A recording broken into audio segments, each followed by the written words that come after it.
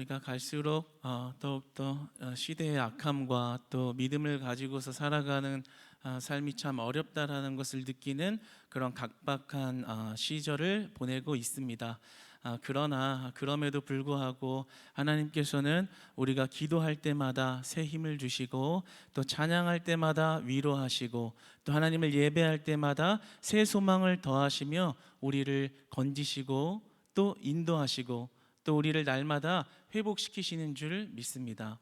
오늘도 그 하나님의 동행하심으로 인한, 하나님이 함께 하심으로 인한 은혜 가운데 예배할 때 오늘도 만나 주시는 하나님을 배웁기를 주님 안에서 진심으로 축복합니다.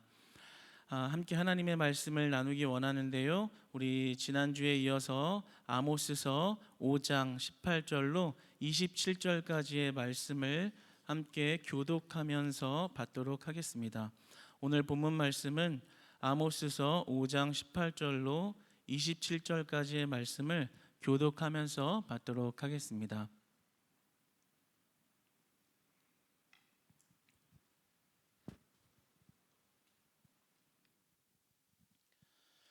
제가 먼저 읽겠습니다. 화 있을진저 여호와의 날을 사모하는 자여, 너희가 어찌하여 여호와의 날을 사모하느냐? 그 날은 어둠이요 빛이 아니라.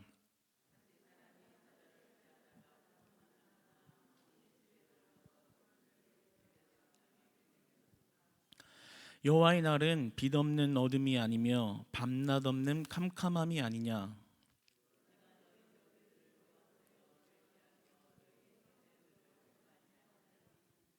너희가 내게 번제나 소제를 드릴지라도 내가 받지 아니할 것이요 너희의 살찐 희생의 화목제도 내가 돌아보지 아니하리라.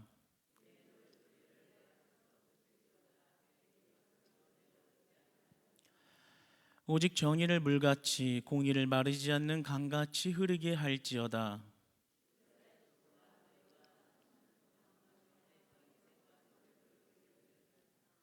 너희가 너희 왕식국과 기윤과 너희 우상들과 너희가 너희를 위하여 만든 신들의 별 형상을 지고 가리라. 내가 너희를 다메섹 밖으로 사로잡혀 가게 하리라. 그의 이름이 만군의 하나님이라 불리우는 여호와께서 말씀하셨느니라. 아멘.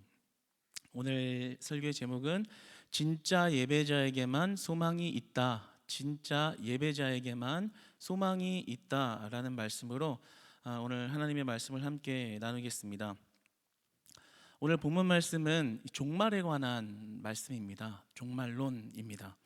오늘 본문에 등장하는 단어인 여호와의 날이라는 것은 바로 종말을 이야기하고 있는 것입니다. 하나님이 다시 나타나셔서 이 땅을 심판하는 때, 그것이 바로 여호와의 날입니다. 이것은 개인적인 종말을 넘어서서 인류의 종말을 말하고 있는 것입니다. 주님이 다시 오신 날에 이 땅을 심판하신다. 그것이 바로 여호와의 날이다. 종말이라는 것이죠. 여러분들은 종말을 어떻게 정의하고 계신지요? 만약에 하나님께서 내일 이 땅에 나타나겠다라고 우리에게 말씀하신다면 여러분들이 그 종말을 대할 때 여러분의 마음의 상태는 어떠실 것 같습니까? 너무나 기다리던 순간일까요? 아니면 예수님의 얼굴을 배울 생각에 설레일까요? 아니면 아직은 준비가 안 됐습니다, 주님이라고 말하게 될까요? 오늘 본문은요, 조금은 무게감 있고 조금은 딱딱하기도 하지만 굉장히 우리 신앙의 중요한 교훈적인 메시지, 그리고 우리가 반드시 똑바로 알아야 할 바로 종말에 관한 것을 말씀하고 있습니다. 종말을 어떻게 우리가 정의해야 하느냐, 성경에서 종말을 어떻게 정의하고 있느냐, 그리고 그 종말을 준비하는 우리의 삶의 모습은 어떠해야 하는가까지를 말씀하고 있습니다. 오늘 18절의 처음 시작을 보면 화 있을진저라는 강력한 말로 시작을 합니다. 이 말만 보면 굉장히 분노에 휩싸인 말처럼 보이지만 이런 공격성을 가진 말로만 사용된 것은 아닙니다. 슬픈 탄식이 곁들여진 그러한 말인데요. 이사야서 29장 1절의 말씀을 한번 보겠습니다. 화면을 보며 읽겠습니다. 시작. 슬프다. 아리엘이여, 아리엘이여, 다윗이 진친 성읍이여, 해마다 절기가 돌아오려니와. 무지하고 신앙의 무지를 가진 이스라엘을 향해서 슬프다라는 말로 시작을 합니다. 여기서 이 슬프다라는 말이 지금 처음에 오늘 본문에 등장한 화 있을진저라는 단어와 동의어입니다. 이 호이라는 동사인데요, 이 동사가 가지고 있는 뜻은 오 슬프다, 오 화로다, 감탄사입니다. 슬프도다, 오 화로다, 화 있을진저. 그러니까 단순히 어떤 위협적이고 공격적인 말만이 아니라 그 안에는 슬픈 탄식이 곁들여진 화 있을진저라는 것입니다. 무엇이 그렇게 슬펐을까요? 무엇이 그렇게 아모스의 마음에 슬픈 탄식을 자아낼 만큼 그들이 잘못을 하고 있었던 것일까요? 무엇이 화 있을진저라는 그러한 말을 내뱉게 했을까요? 그 이유는 그들이 이스라엘이 이 여호와의 날, 이 종말을 잘못 정의하고 있었기 때문에, 잘못 알고 살아가고 있었기 때문에 그들을 향해서 화 있을진저, 아 슬프다, 아 화로다, 이렇게 표현하고 있는 것입니다. 이스라엘은 이 여호와의 날, 이 종말에 대해서 굉장히 오해를 하고 있었는데요, 오늘 본문의 앞쪽을 보면 이스라엘인들이 이 여호와의 날을 대하는 자세가 어떠했는가를 볼 수 있습니다. 그 날을 사모했다라고 기록되어 있습니다. 사모했다라는 말은 어떤 말이죠? 갈급해했다, 원어적으로 따르는 자다, 갈급해하고 그 날을 사모하고 기다렸다라는 말입니다. 여호와의 날, 주님이 하나님이 오셔서 이 땅을 심판하실 날을 사모했다. 이 말을 들으면 생각해보면 굉장히 믿음 좋고, 그리고 그래야만 할 것 같다라고 생각이 드는 좋은 말로 들려집니다. 그러나 아모스는 그 여호와의 날 종말을 사모하는 이스라엘을 향해서 이렇게 말합니다. 너희가 여호와의 날을 왜 사모하느냐? 어찌하여 사모하느냐? 그들이 여호와의 날을 사모하는 것을 지적합니다. 왜 사모하니? 너희들이 사모하는 것은 잘못되었어 라고 말씀하고 있습니다. 왜냐하면 이스라엘이 그 종말을 어떻게 정의하고 있었냐면, 여호와의 날을 여호와께서 이 땅에 오셔서 자신들의 모든 원수들을 벌하시고 자기들을 가장 세상의 높은 위치로 세우실 것이다, 영광스럽고 빛나는 날일 것이다 라고 정의하고 있었다라는 것입니다. 이것은 성경에 근거한 정의를 가지고 있던 그들의 생각인데요, 이사야서 9장 4절의 말씀을 한번 보겠습니다. 이사야서 9장 4절의 말씀 한번 읽겠습니다. 시작. 이는 그들이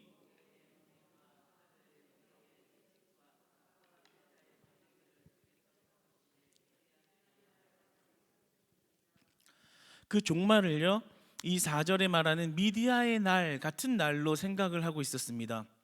하나님께서 오셔서 자신들의 적군들, 주변의 강대국들, 자신들을 자꾸 전쟁으로 괴롭히고 못살게 구는 그런 원수들을 다 때려부수고 자신들을 높이 세울, 이스라엘을 높이 세울 그러한 날이다라고 믿고 있었다라는 거죠. 그런 의미에서 그날을 사모하고 있었고, 하나님이 나타나셔서 자기들을 괴롭힌 그 원수들을 다 멸하시는 그 환희, 기쁨, 그날을 보기 위하여 그날을 사모하고 있었다라는 것입니다. 그러니까 그 종말의 날을 그들은 국가 전쟁의 승리 개념으로 바라보고 있었다는 것이죠. 빛나는 날, 영광스러운 날, 지금 고통당했던 걸 다 잊어버리고 우뚝 설 날, 그렇게 종말을 바라봤습니다. 그러나 아모스는 이렇게 말합니다. 18절에서 그날은 영광스러운 날이 아니다. 우리가 맞이할 종말, 하나님이 오셔서 심판하는 날은 그렇게 우리가 빛을 취하고 영광스러움을 사모할 만한 그러한 날이 아니다라고 말씀합니다. 18절을 한번 읽어볼까요? 시작. 화 있을진저 여호와의 날을 사모하는 자여, 너희가 어찌하여 여호와의 날을 사모하느냐?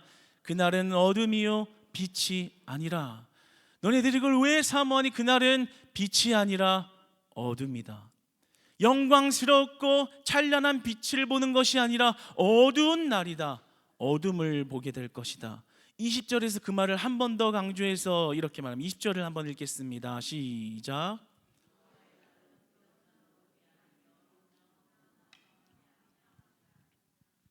단어적 의문법을 사용해서 여호와의 날 종말이 얼마나 어두운 날인가를 한 번 더 강조하고 있습니다. 그러니까 하나님이 오신 그 심판의 날은 절대로 영광스럽고 찬란한 빛이 나는 날이 아니라 어둡고도 어두운 날이다. 너희들이 그렇게 사모할 만한 날이 아니라 매우 어두운 날이다.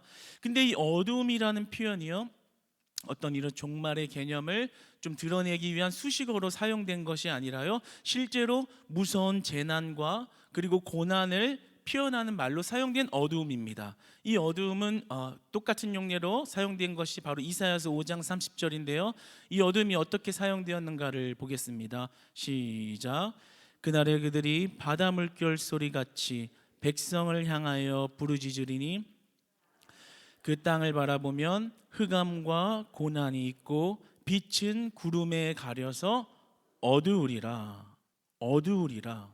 이 어두움이라는 것이 하나님께서 이 땅에 바다 모든 물을 홍수를 내려서 살아날 자가 없게끔 만들고 그 땅을 바라볼 때 고난과 흑암, 빛이 구름에 가려서 어두움밖에 없는 그러한 심판을 내린다라는 것입니다. 그러니까 여기서 말하는 어둠은 단순히 우리가 생각하는 피상적인 표현이 아니라 실제로 그 심판에 닥칠 고난의 무게감이 어떠한지를 우리에게 알려주고 있는 말씀입니다. 한 번 더 이 여호와의 날을 요엘서에서 이렇게 기록하고 있는데요, 요엘서 2장 1절에서 2절로 말씀을 한번 같이 읽어보겠습니다. 시작. 시온에서 나팔을 불며 나의 거룩한 산에서 경고의 소리를 질러 이 땅 주민들로 다 떨게 할지니 이는 여호와의 날이 이르게 됨이니라. 이제 임박하였으니 곧 어둡고 캄캄한 날이요 짙은 구름이 덮인 날이라. 새벽빛이 산 꼭대기에 덮인 것과 같으니 이는 많고 강한 백성이 이르렀음이라. 이와 같은 것이 옛날에도 없었고 이후에도 대대에 없으리로다. 1절에서 여호와의 날을 언급하면서 2절에 그것이 곧 어둡고 캄캄한 날이다 라고 기록을 하고 있습니다. 그러니까 이러한 선지자의 표현은 당시의 이스라엘인들에게는 굉장히 충격적인 말씀인 것입니다. 아니, 하나님이 올 날, 그날만 기다리고 있었는데 여태까지 전쟁하면서 수많은 피를 흘리고 고통을 받던 그 모든 시간을 없애줄 그 메시아, 우리가 선택된 백성으로서 당연히 받아야 할 그 빛의 영광스러운 날, 주님이 다시 올 날, 여호와의 날, 그날을 그토록 기다리고 사모했는데 그날이 어두운 날이라니. 국가 전쟁의 승리 개념이 아니라 심판의 날이고 우리가 심판의 대상이 될 것이라는 그 말은 그 당시 그 말씀을, 아모스의 말을 전해 듣는 이스라엘인들에게 굉장히 충격적인, 그리고 선민 사상에 대한 정체성이 굉장히 흔들릴 만한, 모든 것을 뒤엎는 그런 파격적인 말이었습니다. 아모스 선지자는 이 여호와의 날, 종말의 때를 이렇게 정의합니다. 그날은 밝고 빛난 영광의 날이 아니라 심판을 당하는 날이다. 이 심판은 원수를 짓밟아 버리는 날이 아니라 하나님의 공의를 드러내는 날이다. 하나님의 심판의 날이다. 의로운 자에게는 생명을 주고 악한 자에게는 멸망을 주므로 하나님의 공의가 어떠한지 하나님을 드러내는 날이다. 확실한 심판을 통해서 하나님의 공의가 어떠한지를 드러낼 것이다 라고 종말을 정의하고 있습니다. 그러니까 우리가 바라봐야 할 종말의 정의 역시 이러하다라는 것이죠. 그날은 영광스럽고 빛이 찬란한 날이 아니라 바로 하나님께서 이 모든 어두움 가운데에 심판을 명하시고 그 확실한 어두움 가운데 확실한 빛이 누구인가를 확실하게 드러내는 그러한 날이다라고 말씀하고 있다라는 것입니다. 그런데 이것은 단순히 구약에서만 정의하고 있는 종말이 아니라요, 신약으로 넘어와서 종말의 정의와 성취를 동일하게 말씀하고 있습니다. 예수님께서 제자들을 데리고 다니면서 많은 것들을 보이셨고 그 훗날에 일어날 죽음과 부활, 승천에 대해서 언급하셨을 때 제자들은 영안이 안 열려서 믿음의 눈이 없어서 자신들이 그 예수님을 따라다니다가 그 영광스러운 빛을 취할 줄 알았습니다. 세상 가운데 멸시받고 무시받는 이 어려움을 통해서 정치적으로나 그리고 명예적으로나 내가 어떤 우뚝 선 자리에, 사람들의 머리 위에 선 그런 자리에 위치할 줄 알고 예수님을 따라다녔습니다. 그러나 결국에 예수님은 십자가와 죽음과 부활 그리고 승천을 말씀하고 계셨던 것이죠. 예수님이 신약으로 넘어와서 처음 등장하면서 많은 사람들은 예수님의 행하실 일, 놀라울 기적, 그리고 우리에게 베푸실 긍휼의 사역들에 집중하였지만 예수님은 시작부터 종말이 어떠한 것인지, 종말의 정의와 성취를 우리에게 말씀하고 사역을 시작하십니다. 그 말씀을 한번 보기 원하는데요, 마태복음 3장 11절의 말씀을 한번 같이 보겠습니다. 시작.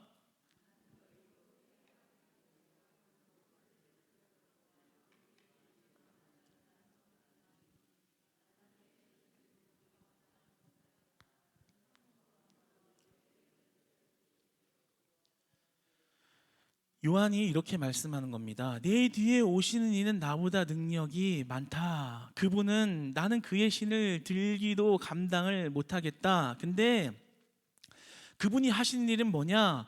그는 성령과 불로 너희에게 침례를 베푸실 것이다. 이것이 바로 신약의 종말론입니다.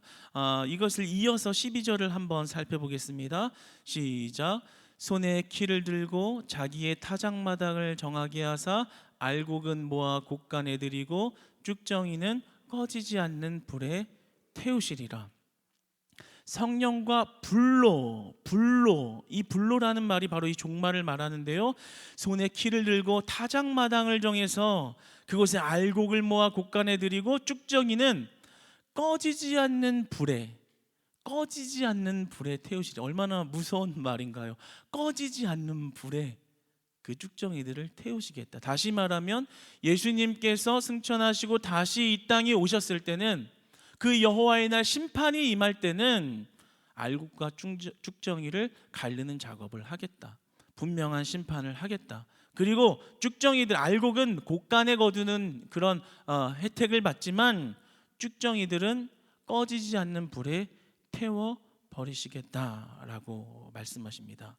그러니까 우리가 생각하고 있는 이 종말의 정의가 과연 그 영광스럽고 빛나는 찬란한 날이라고 정의해야 할지, 아니요, 우리가 성경에서 말하는 이 종말은 알곡과 쭉정이를 확실하게 구분짓는 심판이 임하는 어두운 날이다라고 말씀합니다. 그러니까 여러분, 우리가 종말을 생각할 때 사모하는 마음, 영광스러운 빛, 우리가 믿음이 있으니까 그 영광을 취하겠지라고만 바라봐야 할지, 아니면 우리가 그날을 어떻게 두렵고 떨리는 마음으로 준비해야 할까에 더 집중해야 할지 분명하게 알게 되는 것입니다. 다시 본문으로 돌아와 볼까요? 본문 19절로 돌아와서 그 심판의 모습이, 여호와의 날이 어떠한지를 비유하신 것을 한번 보겠습니다. 어떻게 심판이 이루어지는지 이렇게 비유했습니다. 19절의 말씀을 한번 같이 읽어보겠습니다. 시작.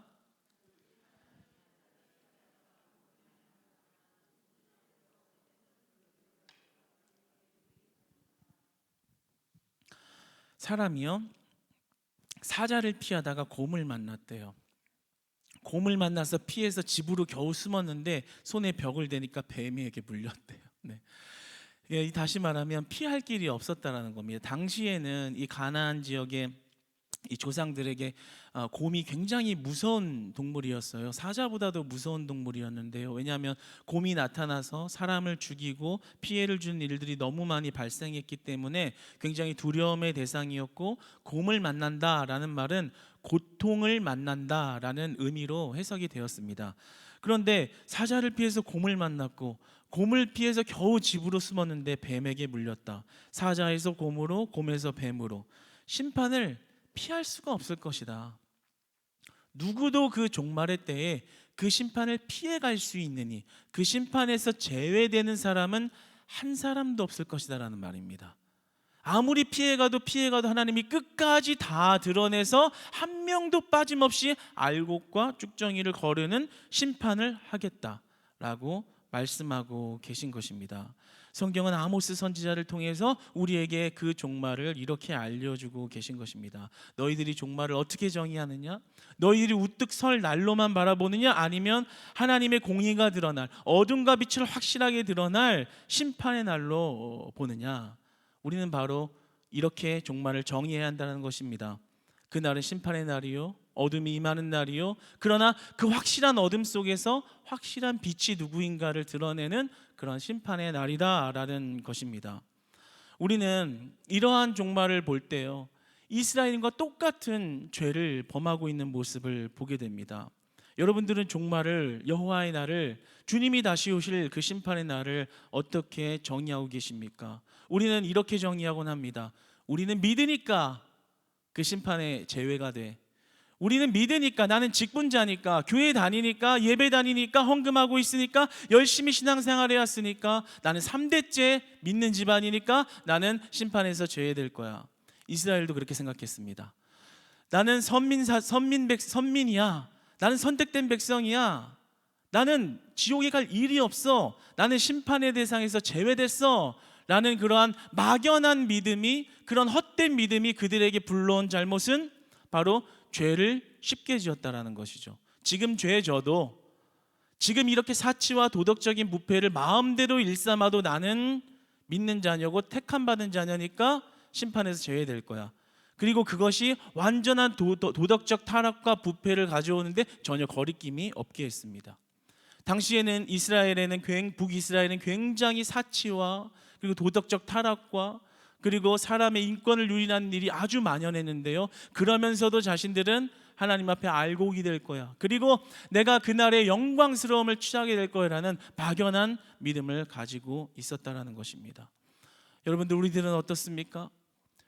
예배 드리고 있으니까, 신자라는 직분을 가지고 있으니까, 교회 안에 있으니까 내가 나가서 조금 죄 져도 나는 천국 가잖아 라는 그러한 잘못된 생각이 가지고 오는 것은 죄에 대해서 무감각하게 하는 신앙을 갖게 된다는 것입니다. 죄 져도 나는 심판 때 피해 간다 라는 생각이 점점 더 많은 죄를 지고, 비기독교인들이 우리 신자들을 바라볼 때 이거는 정말 죄인데라고 생각해도 우리는 떳떳하게 회개도 하지 않고 나는 천국 갈 거니까 이 일을 당연히 해도 돼 라고 아주 강하게 밀어붙이는 모습은 세상 사람들, 믿지 않는 사람들도 전혀 이해할 수 없는, 받아들일 수 없는 그런 모습들이 만연한 그런 부패와 추함과 그리고 죄악을 드러내고 있는 그런 현실들이 있습니다.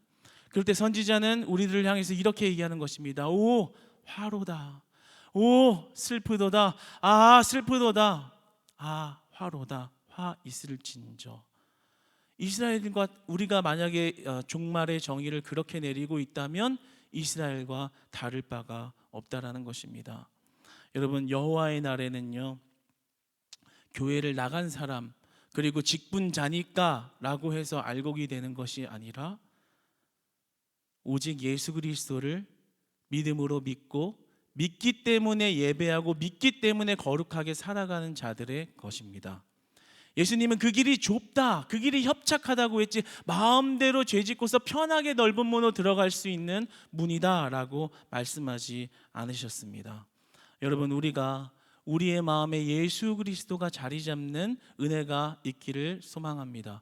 그런 예수 그리스도의 거룩함이 우리의 마음 안에 다시 재건되어지는 회복이 있기를 주님 안에서 소망합니다.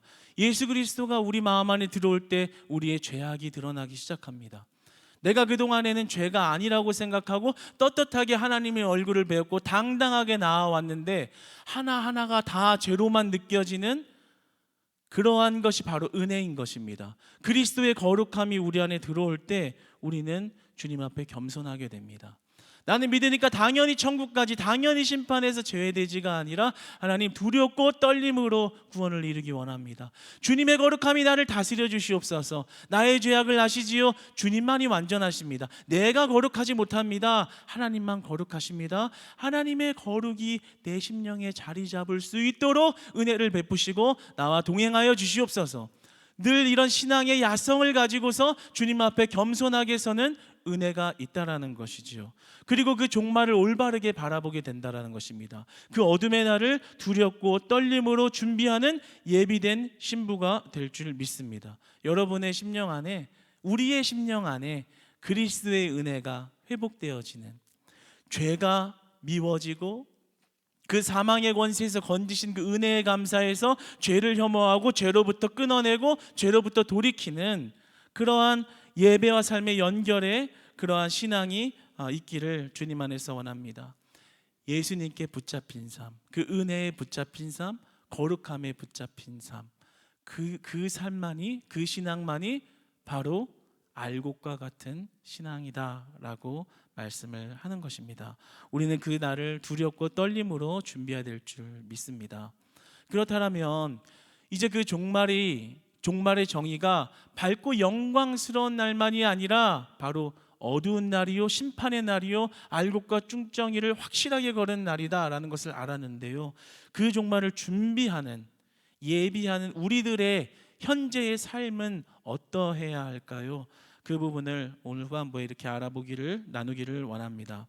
그것은 바로 우리가 겉모습의 예배만이 아니라 예배와 삶이 연결되어야 한다라는 것입니다. 이스라엘은요, 아주 잘못하고 있던 것은 무엇이었냐면 공의와 정의를 무시한 예배를 드리고 있었습니다. 삶에 나가서는 타락하고 부패하고 예배는 최고의 예배로 드리고 있는, 의식으로는 따라갈 자가 없는 예배를 드리고 있는 예배와 삶이 분리된 모습이 있었다라는 것입니다. 오늘 아모스는 그것을 지적합니다. 그것 때문에 너희는 심판의 대상이 될 것이요 쭉정이가 될 것이다 라고 말씀하고 계신 것입니다.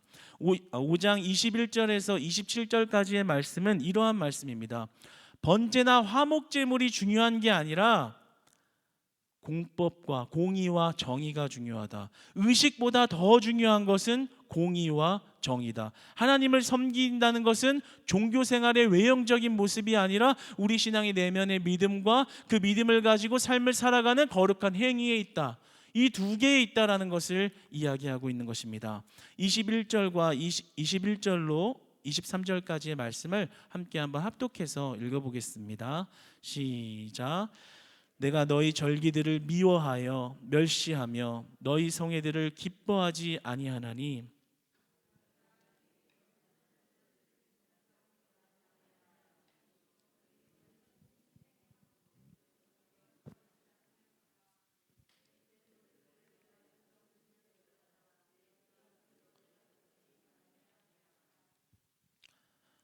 네, 아멘.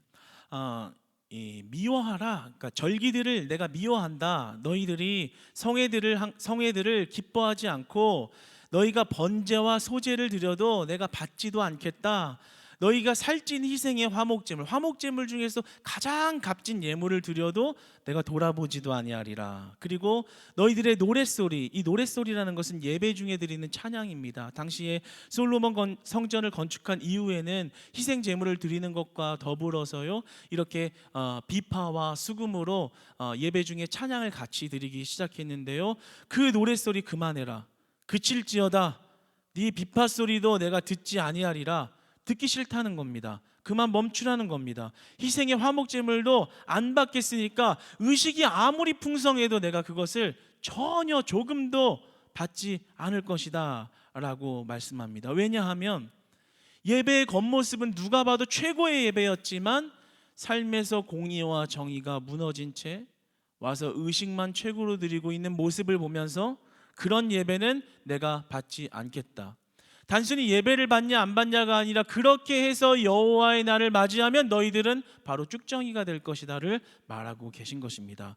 그래서 아모스는 덧붙여서 24절에 이렇게 말씀합니다. 읽어볼까요? 시작. 오직 정의를 물같이 공의를 마르지 않는 강같이 흐르게 할지어다. 아멘.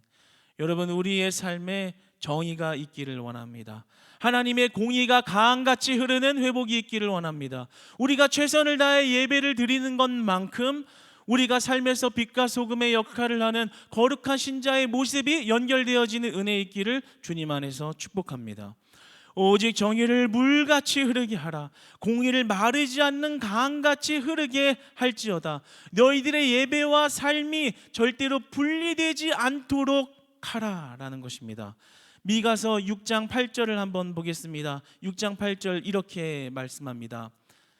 시작. 사람아, 주께서 선한 것이 무엇임을 내게 보이셨나니 여호와께서 내게 구하시는 것은 오직 정의를 행하며 인자를 사랑하며 겸손하게 내 하나님과 함께 행하는 것이 아니냐. 너희들에게 여호와 하나님이 진짜 원하는 것은 겉모습만 완벽한 예배가 아니라, 비록 예배의 모습이 조금 미흡할지라도, 심지어 미흡할지라도 너희들의 삶에서 하나님의 은혜를 가지고서, 그리고 믿음을 가지고서 그 공의와 정의를 행하는, 말씀대로 행하며 살아가는 그 삶을 원한다라고 말씀하고 계신 것입니다. 그런데 이 8절에 보면 어떻게 그 전제를 두고 있냐면요, 사람아, 주께서 선한 것이 무엇임을 내게 보이셨나니, 하나님이 보이신 선함으로 그렇게 하라라고 말씀하십니다. 우리가 정의와 공의를 행한다는 것은요, 단순히 우리의 어떤 의로움을 가지고서, 우리의 도덕성을 가지고서, 세속적인 어떤 휴머니즘이나 세속적인 도덕성을 가지고서 어떤 긍휼을 행하고 남들이 보기에 인정할 만한 것들을 행하라는 말이 아니라요, 하나님이 보이신 선함, 죄 가운데 죽을 수밖에 없는 나를 건지신 그 사랑으로 하라라는 것입니다. 그 사랑의 은혜에 힘입어서 그 말씀대로 행하고 영혼을 사랑하고 긍휼히 여기고, 그리고 소외된 곳을 밝히는 데에 네 마음을 다하라. 내 마음에 있는 의로움이 아니라 하나님이 주신 은혜로, 나를 살리신 은혜에 감사해서 그렇게 정의와 공의를 행하라 라고 말씀하십니다. 그리고 그러한 사람들만이 그 심판의 날에 알곡이고 그 곳간에 거하는 알곡이 될 것이다 라고 우리에게 약속해 주고 계십니다. 그러니까 종말의 시기, 종말이 언제 오냐에 대한 논쟁을 하기에 앞서서 그러한 논쟁에 관심도 가지지 말라 성경은 말씀하십니다. 그것이 중요한 것이 아니라 우리가 종말을 어떻게 준비할 것이냐, 믿음으로, 주신 은혜로 정의와 공의를 행하면서 하나님을 최선으로 예배하고 있는 삶, 그 삶을 살고 있는 자들, 그 진짜 예배자들에게만 소망이 있고 그 자들만 심판을 피해갈 수 있다라고 우리에게 약속해 주시고 은혜를 베푸신 것입니다. 여러분, 우리가 혹시 주님의 일을 하고 계시면서 예배 드리면서 의무로 하고 있다면, 신자니까 예배 드려야지, 내가 직분을 맡았으니까 이렇게 해야지, 그리고 이렇게 해야 하나님이 나에게 복 주실 거야 라고만 생각하고 있다면, 그런 사람들은 그 자리에만 머물게 될 확률이 매우 높습니다. 더 이상 정의와 공의를 행하며 나아가는 데에는 한계가 있는 거죠. 왜냐하면 인간은 굉장히 수동적인 사람이기 때문에 자기가 할 것 이상으로 이렇게 한다는 것은 굉장히 어려운 일인 것을 우리가 압니다. 그렇기 때문에 정의와 공의를 실현하는 것으로 나아가는 것은 무엇이 그렇게 합니까? 바로 하나님의 은혜가 그렇게 할 수 있게 합니다. 그러니까요, 내가 의무감으로 예배드리고 있고 직분자니까 봉사하고 있고, 그래서 어느 순간 돌아보니까 내 마음은 메말라 있고 모든 게 부정적으로 보이지만 그래도 꾸역꾸역 일을 하고 있는 사람이 있다면, 오늘 말씀이 우리에게 주시는 메시지는 바로 하나님의 은혜를 먼저 회복하라는 것입니다. 너에게 보낸 선함이 무엇이냐, 그 선함을 보았느냐, 그렇다면 너희들이 정의와 공의를 행할 수 있다라는 것입니다. 그러니까 어떻게 해야지 하나님의 은혜로 내가 예배드리고 살아갈까를 말하기에 앞서서 나에게 하나님이 주신 은혜가 정의와 공의가 강같이 흐르는 심령, 하나님의 은혜로 폭포수같이 그 구원의 영생의 소망이 흐르고 있는가, 그것을 먼저 점검해야 한다는 것입니다. 이를 잠깐 멈추십시오. 멈추시고 여러분의 심령에 하나님과의 집중하며 나아갈 때, 하나님, 내 마음에 잃어버린 은혜를 부어주시옵소서.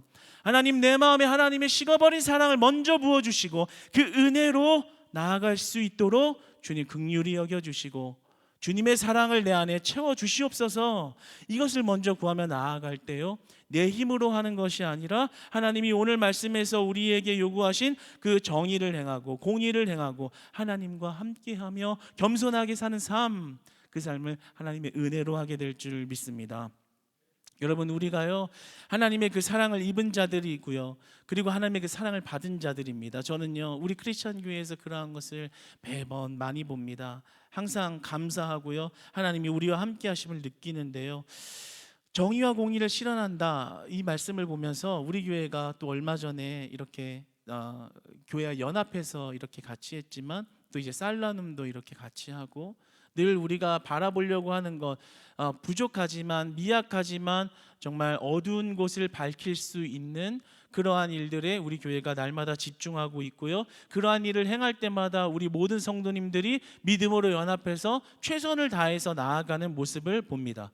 이러한 모습이 바로 알곡과 같은 모습인 줄 믿습니다.